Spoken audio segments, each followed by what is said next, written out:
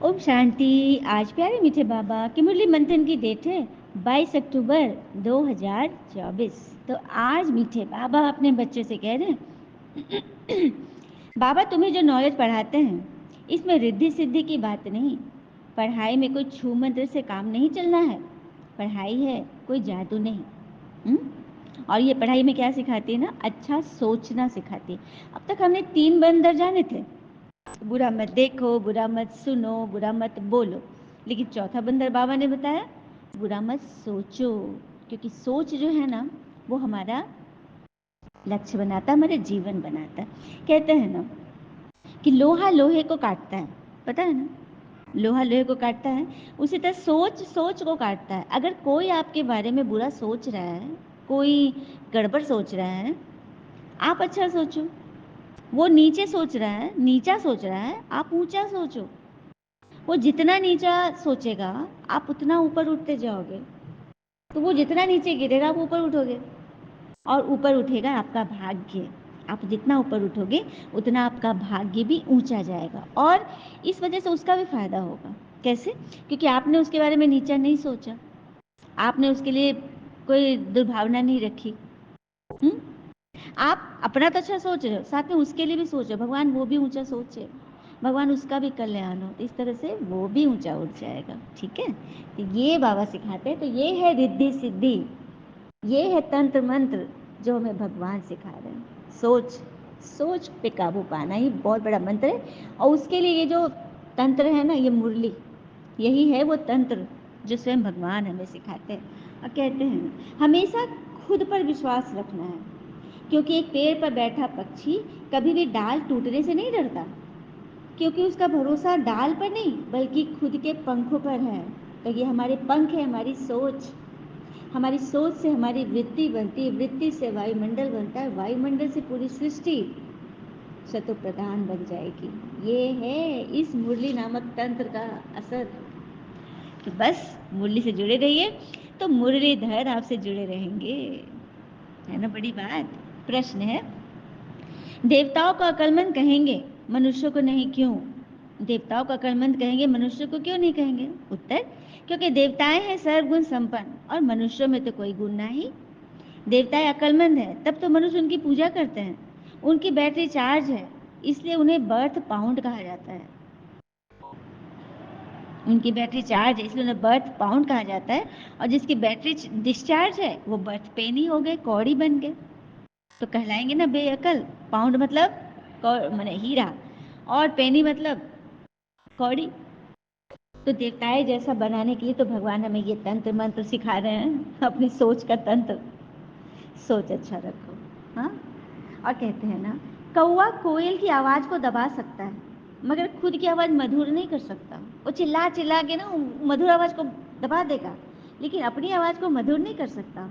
उसी तरह निंदा करने वाला व्यक्ति सज्जन को बदनाम भल कर सकता है, लेकिन खुद सज्जन नहीं बन सकता। भगवान की नज़र में वो नहीं आ सकता। ठीक है, इसलिए उस पर रहम खाइए कि कोई अगर बुरा कर रहा है तो उस पर रहम खाइए और आगे बढ़िए। आप इतने कमज़ोर मत बनिए कि आप उसके बारे में सोच सोच के अपना मन खट्टा कीजिए।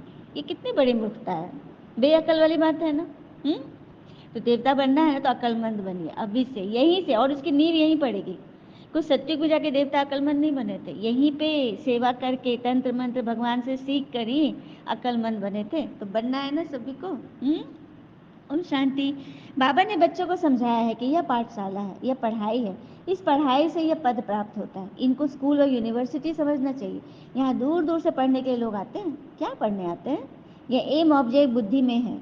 हम पढ़ाई पढ़ने के लिए आते हैं। पढ़ाने वाले को टीचर कहा जाता है। भगवान वाच है ना। दूसरी कोई बात ही नहीं है, भगवान के वचन है, भगवान हमें पढ़ाते हैं। मनुष्य को भगवान नहीं कहा जाता, भगवान ऊंचे थे ऊंचे हैं। मूल वतन, सूक्ष्म वतन, स्थूल वतन, ये सब भगवान की देन है। ये सब भगवान की वजह से है, भगवान का बनाया हुआ है ना ये सारा कुछ। भगवान ने ही सब कुछ बनाया और वही भगवान हमें पढ़ा रहे हैं। हाँ, तो बाबा हमें सब कुछ बैठ समझाते हैं। सतयुग में इन देवी देवताओं का अकलमंद आत्माओं का राज था। भारतवासी उस समय सतयुगी कहलाते थे, अभी जरूर कलयुगी कहलाएंगे। सतयुगी थे तो उसको स्वर्ग कहा जाता था, ऐसे नहीं कि नरक को ही भी स्वर्ग कहेंगे। मनुष्यों की तो अपनी अपनी मत है। धन का सुख है तो अपने को स्वर्ग में समझते हैं। आज देखो कोई साहूकार है, बड़ा मिलियनर है, लेकिन कर रहा है गलत काम और धन कमा रहा है और समझता कि मैं स्वर्ग में हूँ। कहाँ पहुंचा है वो? स्वर्ग के बारे में एक बात बताऊं। हाजी मोहम्मद साहब की कहानी है कि किस तरह से हम, चलिए वो तो धन से अपने को स्वर्ग माना, लेकिन हाजी मोहम्मद बहुत पहुंचे हुए आत्मा थे। उनके बारे में ये फेमस था कि उन्होंने 60 बार हज किया। हज जो कि एक बार भी कोई कर ले तो बहुत बड़ी बात है, लेकिन उन्होंने 60 टाइम्स हज का दर्शन किया। तो इसी वजह से उन्होंने अपना नाम रख दिया हाजी, हज करने वाले हाजी। ठीक है, तो बड़े महात्मा थे, मतलब बहुत उनका नाम था। एक दिन उन्होंने एक स्वप्न देखा, जहाँ उन्होंने देखा कि वो उस दरवाजे पे खड़े हैं जहाँ पे एक तरफ जन्नत जा रही है और एक तरफ जहन्नुम, नरक जा रहा है, और वहाँ बीच में फरिश्ता खड़ा है। ठीक है, और लोगों का तांता लगा हुआ है, जन्नत जाने वाले और दोनों साथ साथ है। अब फरिश्ता सबका हिसाब किताब देख रहा है क़यामत के समय, और जिनके पुण्य ज़्यादा होते हैं, पुण्यात्मा जो है, उनको स्वर्ग भेज देता है, जन्नत, और जो पापात्मा है उनको नरक भेज रहा है। ये भी लाइन में खड़े हैं हाजी मोहम्मद। इनको तो बड़ा घमंड था कि मैं तो इतना पुण्यात्मा, मैंने तो इतना कुछ किया, मैं तो स्वर्ग ही जाऊंगा, जन्नती। लेकिन उनको जब नरक की ओर भेजने लगे फरिश्ता, तो इन्होंने क्वेश्चन किया, ऑब्जेक्शन किया। तो फरिश्ता बोले क्यों ऑब्जेक्शन कर रहे हो? तो मुझे कैसे भेज रहे हो? मैंने तो इतना कुछ किया धरती पर, मैंने तो इतने पुण्य कमाए। तो क्या कमाया बताओ? तो मैंने 60 बार हज किया है, तो एक दो बार ही करते हैं, मैंने 60 बार किया। मैं अल्लाह को बहुत याद करता हूँ। बोलता है कि अच्छा किया, सुना है, पता है मुझे, तूने 60 बार हज किया, लेकिन तूने अपने नाम के आगे क्या लगाया? हाजी। हाजी मतलब हज करने वाला। तो जितने लोग तुमको नाम पुकारते हो, तेरे बारे में तारीफ करते हैं नीचे में, अरे इसने इतनी बार हज किया, इसने इतनी बार हज किया, तो जितनी बार नीचे के लोगों ने तेरी तारीफ करी, तेरा पुण्य घटता चला गया, तू अल्लाह ताला से नहीं मिल पाया, क्योंकि तूने अपने नाम के आगे ही लगा दिया हाजी, कि मेरे को तुम लोग समझो कि मैं इतना पुण्यात्मा हूँ। तुमने दिखाना चाहा लोगों को, तो ये दिखावा करने वाला जन्नत नहीं पहुँच सकता। जितना सूक्ष्म रहोगे, गुप्त रहोगे, उतना तेरा पुण्य होगा। बोले चलो ठीक है, मानता हूँ, मैंने और भी पुण्य किए हैं। तो फरिश्ता पूछा और क्या किया बताओ? तो मैं 5 बार नियम से नमाज पढ़ता हूँ, कभी मेरा मिस नहीं हुआ। बोले हाँ पता है तू 5 बार करता है, लेकिन उसमें भी तूने गड़बड़ी कर दी। अब क्या गड़बड़ी किया मैंने? तूने एक बार, कोई नवाब आया था मिलने, तू जो 5 मिनट नमाज पढ़ता था या 10 मिनट, उनको दिखाने के लिए तूने 1.5 घंटा नमाज पढ़ा। ये क्या था? तूने ऐसा किया ना? तो हाँ धीरे से बोला। तो फिर तो पुण्य कहाँ जमा हुआ? तूने दिखाने के लिए किया, तूने अल्लाह ताला को नहीं दिखाया, तू उस नवाब को दिखाने के लिए किया। तो जा, नवाब तो गया है जहन्नुम, तू भी जा जहन्नुम में। तब ये हम घबराने लगे, पसीने पसीने होने लगे। तब तक इनकी नींद खुल गई। तो उनको यही समझ में आया कि अल्लाह ताला उनको, खुदा बाबा उनको ये समझा रहे हैं कि बच्चे तू अच्छा है, लेकिन उसमें दिखावा मिक्स है, उसको खत्म कर, गुप्त हो जा, सूक्ष्म हो जा। तो उनको समझ में आया, और फिर उनके जीवन कथा में ये है। ठीक है, तो बात ये है कि किस तरह से हमें उस ऑल माइटी अथॉरिटी को पाना है। हाँ, देवी देवता जैसा बनना है, स्वर्ग जाना है। कुछ माल थाल कमा के जो हम धन वैभव में जो अपने आप को समझते हैं स्वर्ग है, वो स्वर्ग नहीं है, वो सिर्फ एक दिखावा है। और ईश्वर के पास दिखावा नहीं चलता। लोग के पास दिखावा चलेगा, लेकिन ईश्वर तो हमारे मन को देखते हैं, सबसे पहले हमारी भावना को देखते हैं, है ना? तो यही बात है। फिर आगे बाबा कह रहे हैं, मनुष्य तो समझते हैं पुरानी दुनिया होने में लाखों वर्ष पड़े हैं, कलयुग के बाद ही सत्युग आएगा। अभी तुम हो संगम पर, इस संगम का किसी को भी पता नहीं है। सत्युग को तो लाखों वर्ष कह देते। यह बातें बाबा आकर समझाते हैं। उनको कहा ही जाता है सुप्रीम सोल। आत्माओं के बाबा को बाबा कहेंगे ना, आत्माओं के जो पिता है उनको पिता कहते हैं, दूसरा तो कोई नाम होता ही नहीं। अब बाबा का नाम है शिव, असल नाम। शिव के मंदिर में भी जाते हैं। परमात्मा शिव को निराकार ही कहा जाता है, उनका मनुष्य शरीर नहीं है। तुम आत्माएं यहाँ पाठ बजाने आती हो, तब तुमको मनुष्य शरीर मिलता है, वह है शिव, तुम हो शालिग्राम।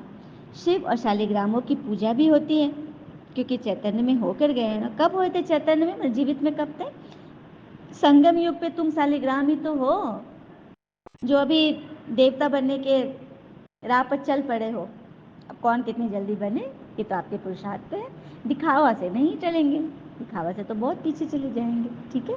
और अपने मुख से कभी अपनी तारीफ नहीं करनी है, करना है तो मन में करो, सम्मान रखो, अपने डायरी में लिखो, और वो किसी को दिखाओ मत, वो दिखावा नहीं, ठीक है। अपने मुंह से नहीं, अपने मुंह मियाँ मिट्ठू कहते हैं इसको, ठीक है। अपने कर्मों से दिखाओ, अपने व्यवहार से दिखाओ, तब लोग कहे कि हाँ ये सच्चे हैं, लोगों को मौका दो कि ये सच्चे कहने का, खुद से नहीं। कम से कम अभी तो हम लोग समझ लें कि भगवान क्या चाहते हैं हमसे, तो बस वही करना है। और फिर आगे बोल रहे हैं बाबा, मैं आता ही हूँ भारत में, भारत इस समय पतित बना है, भारत ही पावन था, पावन देवताओं को देखना तो जाकर मंदिर में देखो, कितनी सुंदर सुंदर मूर्तियाँ बनाते हैं ना, पावन है तभी तो, क्योंकि देवता है सब पावन है। लेकिन वो अभी है नहीं यहाँ, वो संगम पे थे, तैयार हो रहे थे, मेकअप चल रहा था यहाँ, पर्दा खुला है सतयुग में, सुना। जब हम लोग ब्रह्मा कुमारी इसका जो झांकी देखने गए थे, जहाँ कुमारी कन्याओं की मूर्तियाँ बनाई जाती, सजाया जाता है, तो कितना सुंदर दृश्य है, विहंगम दृश्य है। और जगह तो हम पत्थर की मूर्तियाँ फोटो देखने जाते हैं, लेकिन यहाँ जीवंत बच्चियों को देवियों के रूप में सजाया जाता है। और 2-2 मिनट का मतलब गैप मिलता है ताकि वो लोग बिल्कुल सांस रोके, हाथ एकदम अस्थिर अवस्था में, आँख एकदम स्थिर, कितनी तपस्या उन लोगों ने, उनको योग सिखाया जाता है ताकि वे अस्थिर से अपना शो करे, तो कितना अच्छा लगता है देख के ना। तो यहाँ तो वो लोग नाटक कर रहे हैं, लेकिन रियल जो शो होगा वो होगा सत्युग में, ठीक है। तैयारी वहाँ नींव यहाँ पड़ रही है, तैयारी यहाँ मेकअप यहाँ चल रहा है।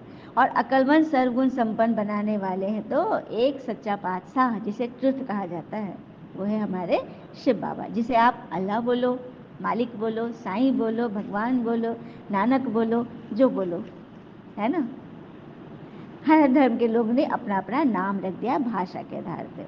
फिर बाबा बता रहे, पतित मनुष्य में तो शक्ति हो न सके, आत्मा में जो शक्ति वो धीरे धीरे डिग्रेड होती रहती है। देखिए बैटरी हमने फुल चार्ज किया मोबाइल का, धीरे धीरे क्या होता है, बैटरी डिस्चार्ज होना ही है, नई चीज़ को पुराना होना ही से कोई रोक नहीं सकता, ये सृष्टि का नियम है।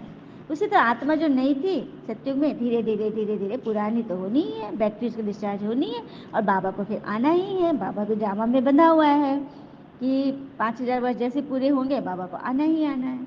हाँ, कलयुग अंत तक बैटरी ठंडी हो जाती है, तब बाबा आते हैं इसको फिर से चार्ज करने के लिए।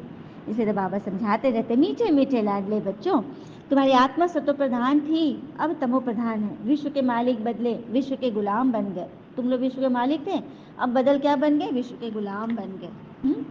तो उसको सजाने के लिए भगवान को आना पड़ा है। और कहते हैं ना, मकान व इंसान टूट कर ही नया बनता है। अगर आपके जीवन में बहुत टूट फूट हो रहा है, बहुत ज़्यादा हलचल आ रही है, तो समझिए कि आपकी तैयारी हो रही है, आप नए बन रहे हो अंदर से। और ये 5 विकार रूपी रावण तुम्हारी सारी ताकत छीन लेते। कल रावण की कहानी सुना ना, पहली बार मैंने भी सुना, बहुत अच्छा लगा। सही बात, रावण को मोक्ष नहीं मिला, इसीलिए रावण को हम वर्ष भर जलाते हैं, और जब तक जीवन है जलाते ही रहेंगे। तो रावण के वाइब्रेशन चारों तरफ फैले हुए हैं। आज देखो रावण सर्वव्यापी है, माया ईश्वर नहीं, ये बात क्लियर करना है। साइंस और साइलेंस की इस समय जैसे लड़ाई है, तुम साइलेंस में जाते हो, उसका तुमको बल मिल रहा है, साइलेंस का बल लेकर तुम साइलेंस दुनिया में चले जाएंगे।